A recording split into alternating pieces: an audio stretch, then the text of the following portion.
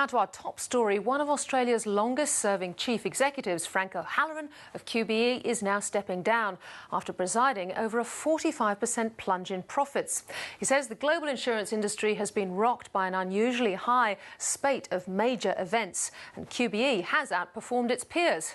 But some argue the company has been hamstrung by its foray into the United States, and it was already time for Frank O'Halloran to go. Neil Woolrich reports. After 35 years with QBE, including 14 in the top job, Frank O'Halloran is calling it a day. I've always believed that the role of the CEO was to identify successes. He'll be replaced in August by QBE's head of global underwriting, John Neal. However, in a year when the global insurance industry has been battered by natural disasters, it's not the swan song Frank O'Halloran might have hoped for. So what happened in the second half? You've got the crop and hail claims, you've got the floods, you've got a few more tornadoes. It does very much look like it's time for a change. QBE has tabled a 45% decline in annual profit, and the company's share price is a third of what it was 5 years ago. You certainly want to be investing in those that are really going to be able to survive from here, and certainly I think QBE has gotten it right more often than wrong. Frank has been there for a very long period of time, and he has had some fabulous years with the company, but it looks like the increased exposure to the US has not been a good decision.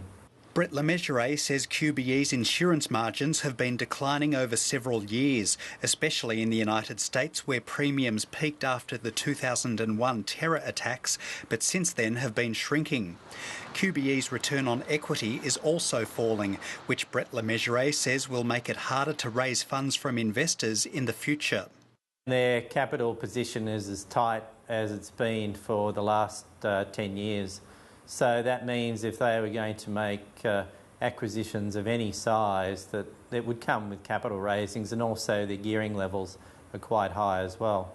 Still, QBE says it's outperformed its rivals in a difficult year.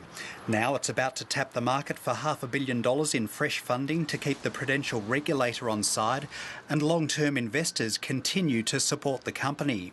For us, certainly over the last 20 years, our investment has delivered a return in excess of 15% a year, and that's compared to the market average of 5%.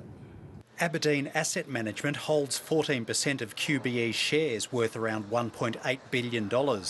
Rob Penaloza says Frank O'Halloran has driven a more conservative investment policy lately. And yes, you may say they could be low yielding, but certainly given the volatility that we're seeing in the market, I don't think you should over-penalise him for being conservative.